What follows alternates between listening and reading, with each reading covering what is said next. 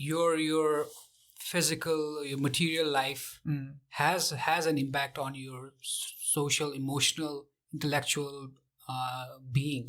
So if the things that are manifesting in your physical world are decluttered, are messy, are in chaos, then it's definitely gonna have an impact on your mind.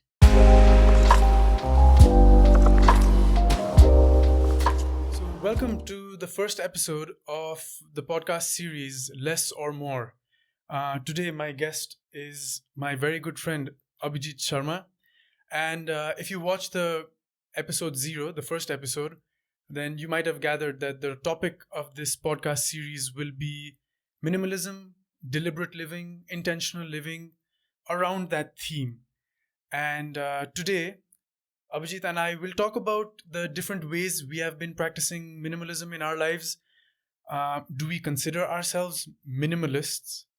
And are there any benefits? Are there any disadvantages? And just our experiences with minimalism, the right way or the wrong way of going about minimalism, etc., etc. So, Abhijit, thank you for joining me. Welcome to episode 1, the first episode. Thank you for having me, Sandeep. Yeah. So let's just jump right into the topic. Actually, before we go about explaining anything, I want to ask you, what is your definition, explanation of minimalism? How do you define it? Or what is minimalism to you? Yeah, that's a good question. Minimalism to me is to be able to just appreciate the valuable things that you think are necessary in your life. So it's basically decluttering yourself, your thoughts, your ideas, your expectations, and just focusing on things that really matter to you, that have an impact on your life.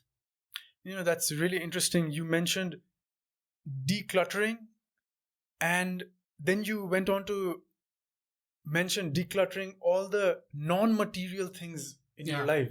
Yeah. But a lot of times when people think of decluttering, they think of things.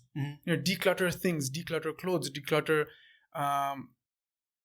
electronics, declutter things in your room, decluttering things. But then you mentioned expectations. You mentioned a lot of non-material things, and that's really interesting to me. For me, I think minimalism is about, like you said, keeping the valuable things in your life, but it's about simplifying, right? Because the more things, now I'm going to talk about things, but the more things you have, I think the less space of mind you have. And the more focused you are on, what am I supposed to wear today? What should I wear today? Oh, this jacket doesn't go well. Maybe I should change the shirt. Maybe the socks doesn't match my belt. Maybe my shoe is black leather. My belt is brown leather. That's not right. And the more things you have that you have to put your mind on, I think the less space of mind, less freedom you have. And I think that's what minimalism is to me. It's about focusing on it's about having less so that you can focus more on the important things. Right? Do you think you would agree with that? Yeah, I think that's the right way to think about it. And I wanna touch on the point that you just mentioned. Your physical, your material life has an impact on your social, emotional, intellectual being. So if the things that are manifesting in your physical world are decluttered, are messy, are in chaos, then it's definitely gonna have an impact on your mind. So if I'm getting you right, what you're trying to say is the outside, your surrounding is a manifestation of what's here. And if your outside environment is cluttered, is messy, it's a manifestation of the state of your mind. Yeah, I would say so. Yeah, so if your outside surrounding is cluttered, your mind is cluttered. And basically, it's a two-way streak. If your mind is very articulated and it's in a good, healthy state of being, and you're content with how you're living your life, then it projects in your outer world as well. The material world as well. Things are in place, in order. So yeah, I think it's a two-way streak. And do you think it works the other way around also? If you declutter your environment, if you declutter your outside world, then it helps in decluttering your mind as well. Definitely. I really like how you put it. I think a lot of times, I think you and I are on the same wavelength. Even if at different points in life, we do, I think we have experienced a lot of similar things, and we have similar philosophies. But right now, just in the beginning, when we talked about minimalism, I loved that I was focusing on the material aspect of minimalism, but you went into the non-material things. You didn't even mention one material aspect of minimalism. It was mostly about the mental state, and I love that. Next thing, I think before we move forward, I want to ask you, and I want to clarify, do you consider yourself a minimalist? Are you a minimalist? I would not label myself as a minimalist, but I do follow practices that in some way can be defined as minimalistic practices or essentialist practices. Okay. Yeah, I think my answer would be the same to that. I wouldn't consider myself a minimalist, but I prescribe to the values and philosophy of minimalism. And I don't think, us talking about this topic means that we are experts in this field. Of course I think not. the reason, I wanted to start this podcast, and the reason I wanted to invite Abijit first in the first episode was because both of us are practicing minimalism in varying degrees. And I wouldn't categorize myself as a minimalist because I don't think I practice it in a holistic sense. I'm practicing parts of it. And I think you're doing the same. You're practicing parts of it, and I guess we're both trying to be better minimalists. In some way, but we're not there in the fullest of sense. And talking, please go ahead. I think at least I'm not there yet. No, I don't think I'm there yet either. And so once we clarify that, I want you to please explain to us, in what way do you practice minimalism? Where do you practice minimalism in your life? Firstly, I would say it's just my daily practice of meditation. So that helps me align things that are important to me and the things that I value. So while I meditate, I kind of concentrate on the things that needs to be done, and that's the start of my day. So as I have developed this practice of meditating and being thoughtful and mindful of things that I truly need and want in my life, I've come to know that there are only few things that really push me to keep on going, and that is to keep myself healthy and to really deeply connect with my family members, and friends.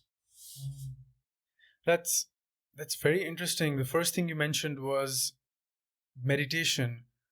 And just going off of that point, do you think meditation is one of the more essential practices in minimalism, or what do you think? It doesn't have to, but it helps you align. Yeah, it helps me develop my practices of truly valuing the things that matter in my life. So I think this practice of minimalism and meditation goes hand in hand, in my case at least. Okay. So minimalism, I guess, if we define it, it's about seeing what are the valuable things in your life. So minimalism is like you get a certain amount of clarity in what you need, right? So how do you develop that clarity? How do you see through things, and how do you actually acknowledge what are important to you? I mean, you might be doing things that are necessarily not important to you, you know. So meditation has helped me to just see and observe things as they are. Okay. And in what other way have you been practicing minimalism? At first, I just I just went hardcore. I got the bed out of my room. Okay. No electronics in my room. I got rid of my TV. I decluttered my wardrobe, and I just had few clothes in my wardrobe. So yeah, all those things that were pulling me down. So, but the first thing you mentioned was your bed. Was your bed pulling you down, though?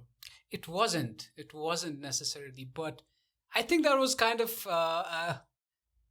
an extreme action from my side.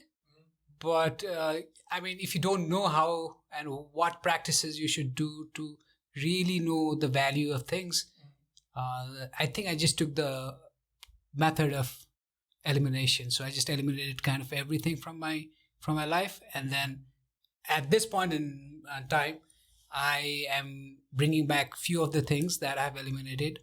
So yeah, Yeah. So you went a little I went to a little extreme.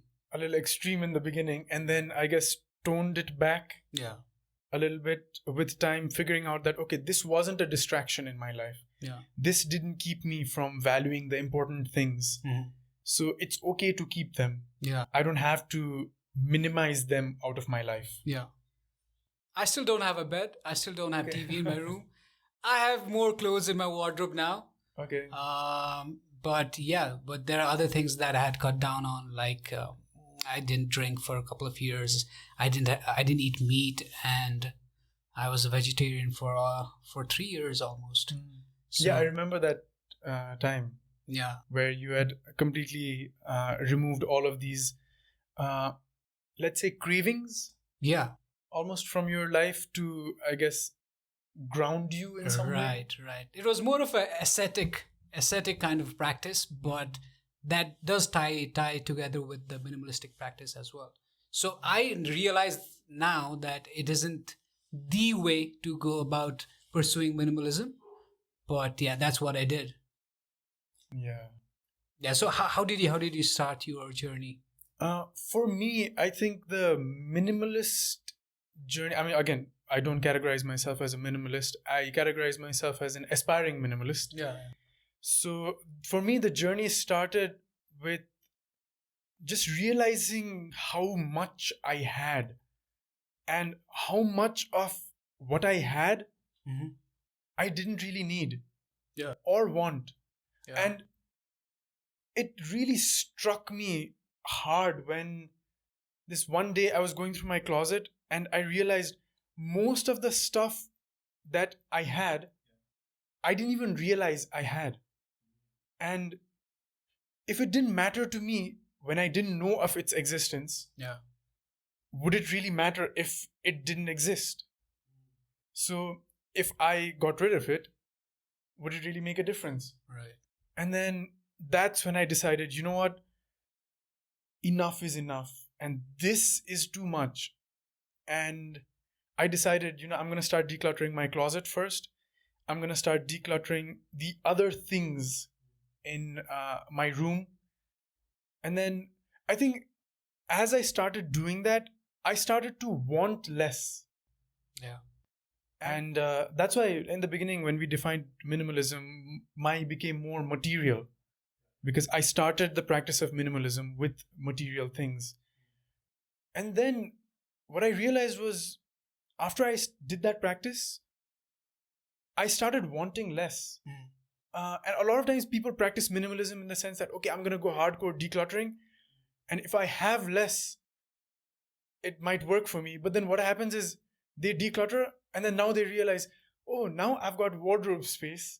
So I can go out and buy more new clothes. Yeah. Yeah. So and that's not really helpful, right? No. What's the point of decluttering if you're going to add more clutter? Yeah. Right? And in my first episode 0, I mentioned how we have become so greedy And that was one of the motivations for me to start this podcast. After I committed to practicing minimalism, I became less greedy Greedy in what sense? in the sense of wanting more. Ah, Like, I didn't want more. I focused on the things I had.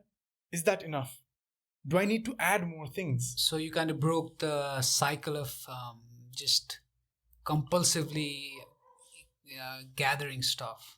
Yeah, I think we're in like this consumer economy right Yeah, now. the consumers. Consumer driven economy, right? Yeah. That stopped being the case for me almost. I became less driven by this need to consume. Okay. And that, I think, was the trigger moment almost Right. for me to Interesting. be a minimalist, I guess. Yeah. So in the context of, I guess, consuming more and less and like, decluttering and all, I want to ask you a question. Yeah. Do you think people are more happy right now? Because there's so much out there. There's so much choice. I really, really doubt that that's the case. Because if you are just suppressing your anxiety and your emotions, that's gonna come up, you know. So rather than just suppressing, you have to face it and deal with your emotions. So minimalism actually helps that way. So you just focus on few basic things that matter. So anything that comes up, you actually face it and you accept it or ignore it or deal with it in some ways. So yeah, I think that process creates some level of content and satisfaction, in my opinion. Yeah, because sorrow and anxiety, fear, all these things are here, Yeah. right?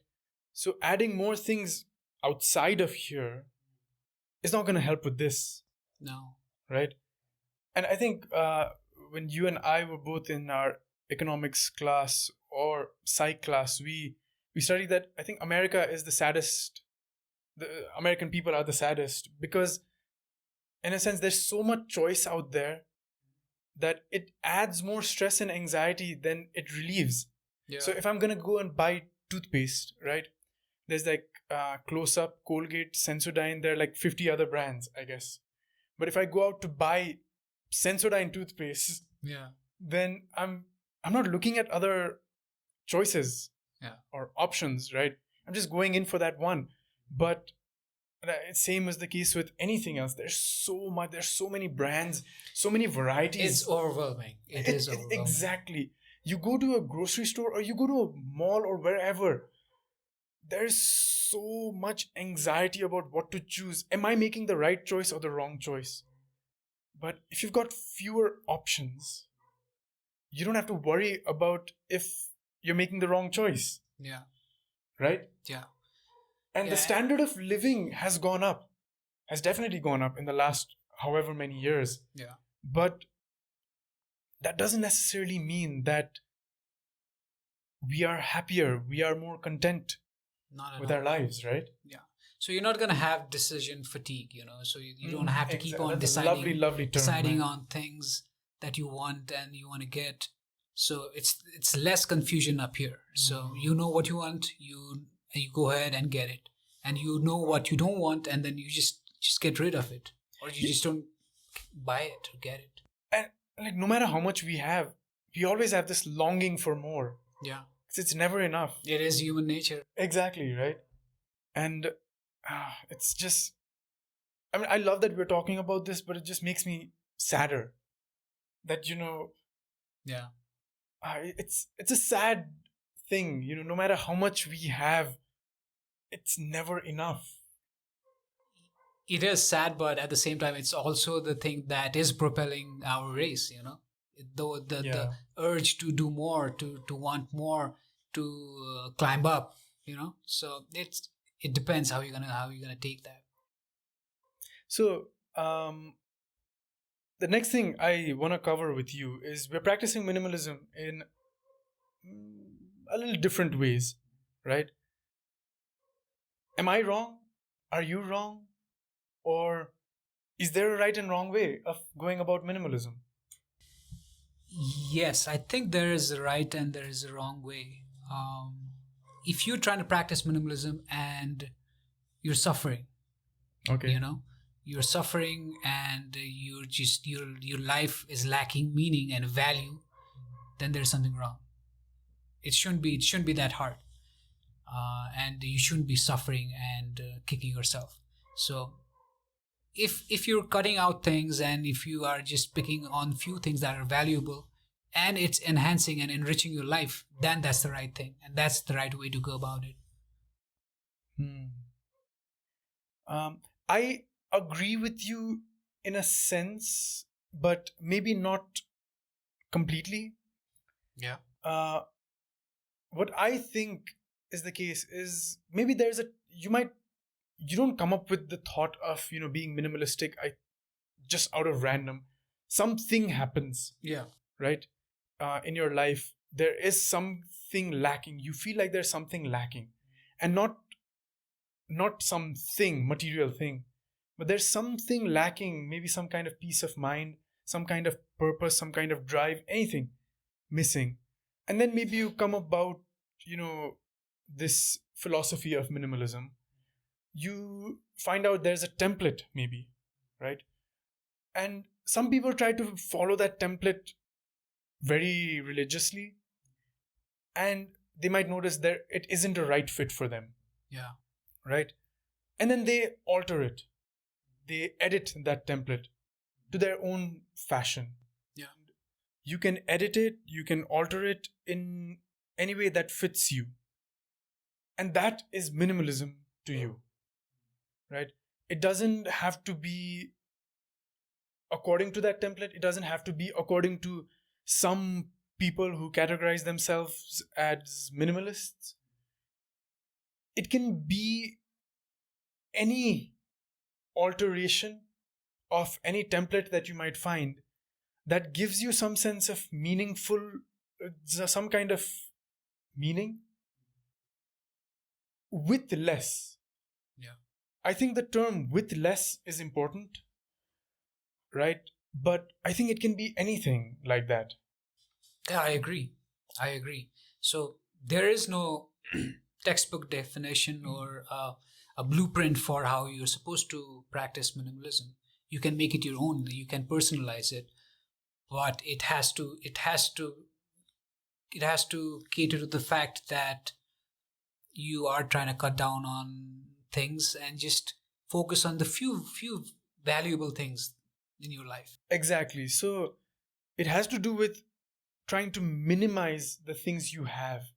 Yeah. The things, the people, anything, right? Yeah, your extensions basically. Exactly. Trying to minimize that, and while minimizing it, you realize you can focus more on the important things. The things you keep are the things that add value to your life. 100%. Right? Yeah. And I think that's it. That's what minimalism is. I agree. The two different ways we are practicing minimalism, they're both right. They're both minimalistic practices because we are trying to minimize the things we have. Yeah. And focus on the things that are important to us, right? In different ways. Yeah. Both of which are working for us. Yeah. Right? So you meditate and figure out, okay, what are the important things to me? I question things out loud. Its own way of meditation almost. Yeah. Right? It's introspection. Right? I'm not meditating, I'm introspecting. Yeah. And figuring out what are the valuable things to me. So, yeah, there is no right or wrong way. And you can start with the small steps. You don't have to start decluttering. You can start figuring out, do I need all these things that I have? Right? Yeah. That's the first step. Yeah, you start by questioning. Is this too much? And more often than not, I think the answer is going to be yes. It is too much. Because we have too much. Yeah, we're just surrounded by things. Yeah. Yeah, I think I was expecting this to be a lively conversation. It just made me a little sad. Yeah, it's a little bit sad, to be honest. Yeah.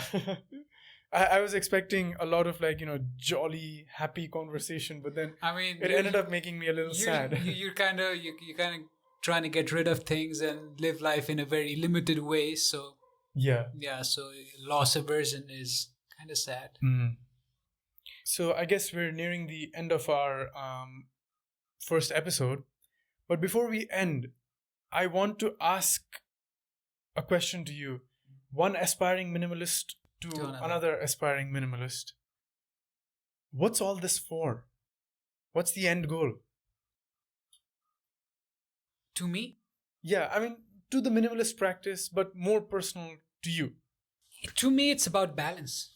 It's about finding the order to be aligned with the things that I'm thinking here and the things that I'm doing actually. So it is about finding that right sweet spot and being in that groove of alignment.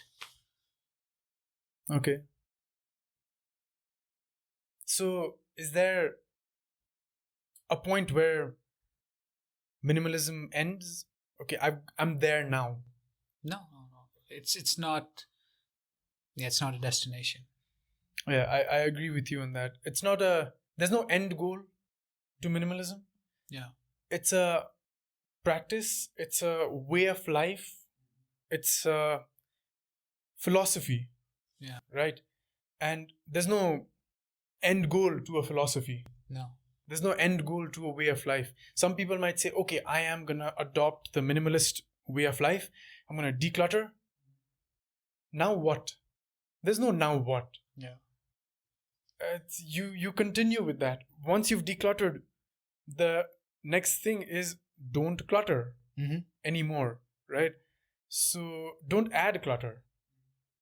And yeah, there is no end goal. It's just a way of life. And at some point, I think it comes naturally. Yeah. Right? You don't have to remind yourself, don't add more clutter. You don't have to remind yourself, don't buy. You will only buy when you need it. Yeah. You don't have to ask yourself to, I guess, take a step back and evaluate what's important, what's not important, etc., etc. It just comes naturally. Right? Yeah, I agree. Yeah, so thank you, Abijit, for joining me here today. Yeah. This was, I think, a great conversation and a great first episode. Yeah, it was a good start.